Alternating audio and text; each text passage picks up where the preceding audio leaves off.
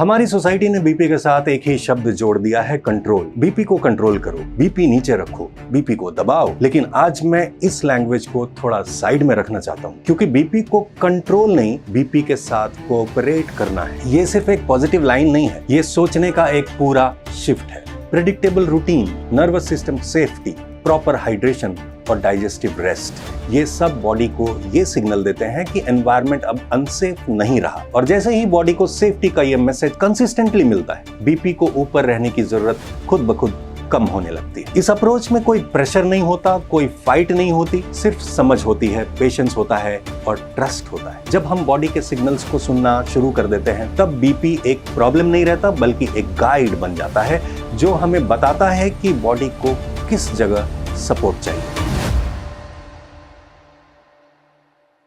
नमस्कार, मैं हूं डॉक्टर पद्माकर कुमार। आज हम ब्लड प्रेशर सीरीज के दूसरे एपिसोड में एक बहुत ही इंपॉर्टेंट और रीअश्योरिंग टॉपिक पर बात करने जा रहे हैं। अगर आप बीपी से परेशान हैं, अगर आपको लगता है कि आप सब कुछ कर रहे हैं फिर भी बीपी कंट्रोल में नहीं आ रहा, तो सबसे पहले मैं आपको ये कहना चाहता हूं कि आप गलत नहीं हैं, और सबसे ज़रूरी बात, आपकी बॉडी भी गलत नहीं है। आज का एपिसोड उन सब लोगों के लिए है जो फाइट करते करते थक चुके हैं। फाइट नंबर से, फाइट रिपोर्ट से, फाइट एक्सपेक्टेशन से। हमारी सोसाइटी ने बीपी के साथ एक ही शब्द जोड़ दिया है, कंट्रोल। बीपी को कंट्रोल करो, बीपी नीचे रखो, बीपी को दबाओ। लेकिन आज मैं इस लैंग्वेज को थोड़ा साइड में रखना चाहता हूं, क्योंकि बीपी को कंट्रोल नहीं, बीपी के साथ कोऑपरेट करना है। ये सिर्फ एक पॉजिटिव लाइन नहीं है, ये सोचने का एक पूरा शिफ्ट है। जब हम कंट्रोल वर्ड यूज करते हैं तो हम ये मान लेते हैं कि बॉडी कोई गलती कर रही है और हमको उसको फोर्स करके ठीक करना पड़ेगा। जब हम कोऑपरेट वर्ड यूज करते हैं तो हम ये मान लेते हैं कि बॉडी कुछ कह रही है और हमको उसे समझना है। बॉडी कोई मशीन नहीं है, बॉडी एक लिविंग सिस्टम है जो हर पल एनवायरनमेंट को रीड करती है। बॉडी ये डिसाइड करती रहती है कि सिचुएशन सेफ है या अनसेफ। जब भी बॉडी को लगता है कि सिचुएशन अनसेफ हो रही है, बीपी अपने आप ऊपर जाता है। इसमें कोई इमोशन नहीं होता, कोई पनिशमेंट नहीं होती, ये सिर्फ सर्वाइवल लॉजिक होता है। प्रॉब्लम तब होती है जब हम इस सर्वाइवल लॉजिक को समझने के बजाय उसको सप्रेस करने लगते हैं। हम सिर्फ नंबर्स को देखते हैं और नंबर्स को नीचे लाने के तरीके ढूंढने लगते हैं। इस प्रोसेस में हम बॉडी के सिग्नल्स को सुनना बंद ही कर देते हैं। आज मैं यहीं पर पॉज लेना चाहता हूं। मैं आपसे ये पूछना चाहता हूं कि क्या आपने कभी ये सोचा है कि बीपी बढ़ने के पीछे बॉडी का इंटेंशन क्या हो सकता है? बॉडी क्यों प्रेशर बढ़ा रही है? बॉडी किस चीज से बचने की कोशिश कर रही है? जब तक हम ये सवाल नहीं पूछते, तब तक बीपी एक दुश्मन बना रहता है। लेकिन जैसे ही हम ये सवाल पूछना शुरू कर देते हैं, बीपी एक गाइड बन जाता है। नॉर्मलाइजेशन का मतलब ये नहीं होता कि बीपी एक दिन में परफेक्ट नंबर पे आ जाए। नॉर्मलाइजेशन का मतलब होता है कि बॉडी अपनी रेगुलेशन एबिलिटी वापस पाना शुरू करे। रेगुलेशन का मतलब होता है कि बॉडी सिचुएशन के हिसाब से रिस्पॉन्स दे और फिर बेस लाइन पे वापस आ जाए। हेल्दी बीपी का बिहेवियर ये होता है कि वो डायनामिक हो, रिजिड नहीं। लेकिन जब body chronic stress, irregular routine और कंटिन्यूअसली अलर्ट मोड में रहती है तो रेगुलेशन टूट जाता है, और जब रेगुलेशन टूट जाता है, बीपी ऊपर ही अटक जाता है। हम इसको डिजीज बोल देते हैं, लेकिन असल में ये डीरेगुलेशन होता है, और डीरेगुलेशन को फोर्स से ठीक नहीं किया जा सकता। डिसरेगुलेशन को सिर्फ सेफ्टी से ठीक किया जा सकता है। आज का एपिसोड इसी सेफ्टी के कॉन्सेप्ट पे बेस्ड है। मैं आपको कोई शॉर्टकट नहीं दे रहा, मैं आपको ये नहीं कह रहा कि कल से बीपी नॉर्मल हो जाएगा। मैं सिर्फ ये कह रहा हूं कि जब हम फाइट करना बंद कर देते हैं और समझना शुरू करते हैं, तब हीलिंग का दरवाजा खुलता है। ये एपिसोड आपको होप देगा, लेकिन बिना हाइप के। यह आपको एक नया नजरिया देगा जिसमें बीपी एक प्रॉब्लम नहीं, एक प्रोसेस बन जाता है। अब हम थोड़ा और क्लियरली समझने की कोशिश करते हैं कि नॉर्मलाइजेशन एक्चुअली होता क्या है। बहुत लोग ये मानते हैं कि बीपी नॉर्मल होना मतलब एक स्पेसिफिक नंबर आ जाना, लेकिन सच ये है कि बीपी नॉर्मलाइजेशन एक इवेंट नहीं है, एक प्रोसेस है। जब बॉडी रेगुलेशन लूज करती है तो बीपी ऊपर रहता है। जब बॉडी रेगुलेशन वापस सीखना शुरू करती है तो बीपी धीरे धीरे नीचे आता है।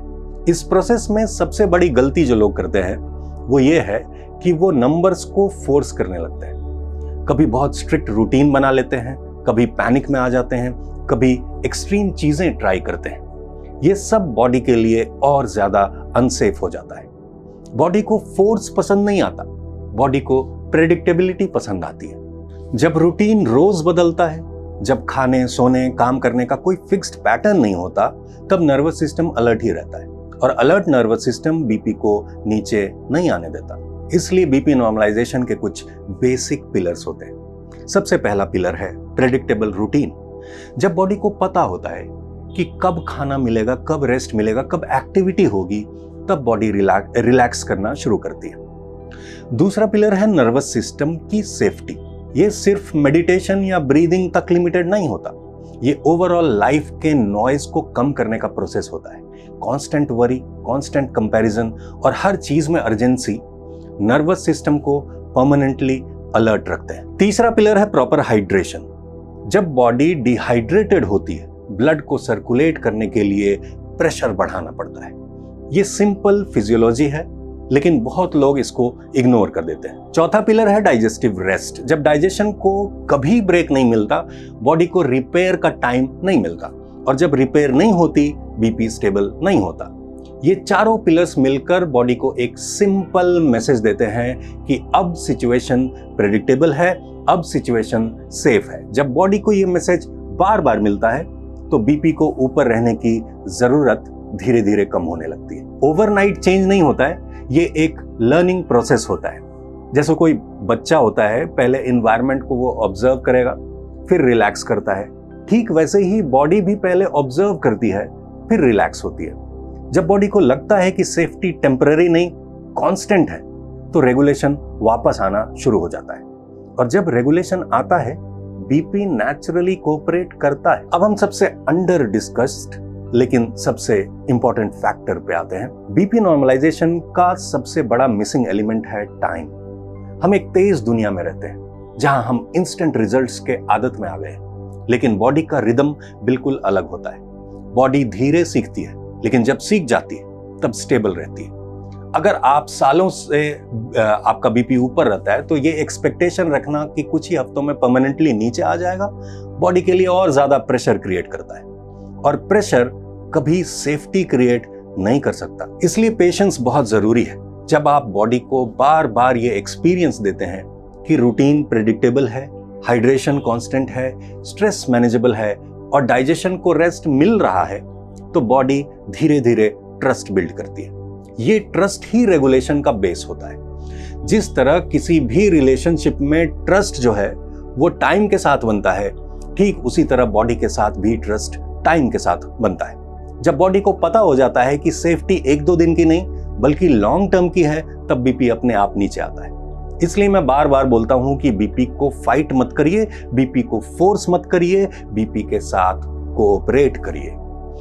इस पूरे एपिसोड का एक ही सेंट्रल मैसेज है कि बीपी कोई आइसोलेटेड नंबर प्रॉब्लम नहीं है, बल्कि बॉडी के रेगुलेशन सिस्टम का रिफ्लेक्शन है। जब हम बीपी को फोर्स करने के बजाय समझने लगते हैं, तो बॉडी के साथ एक नेचुरल कोऑपरेशन शुरू होता है। बीपी नॉर्मलाइजेशन का मतलब किसी एक दिन का परफेक्ट रीडिंग नहीं होता है, बल्कि ये प्रोसेस होता है जिसमें बॉडी धीरे धीरे अपनी रेगुलेशन एबिलिटी वापस पाती है।